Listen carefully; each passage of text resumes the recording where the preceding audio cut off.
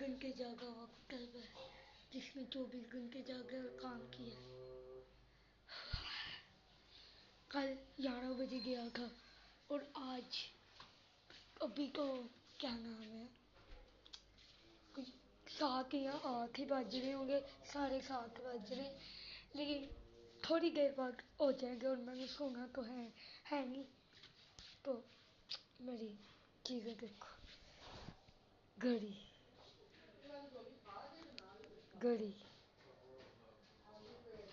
इस पे टाइम गलत है, ये आधा घंटा आगे, आधा घंटा नहीं घंटा आगे ये। और ये देखो छल्ला और ऐनक और पर्स भी दिखाती हूँ। ये पर्स है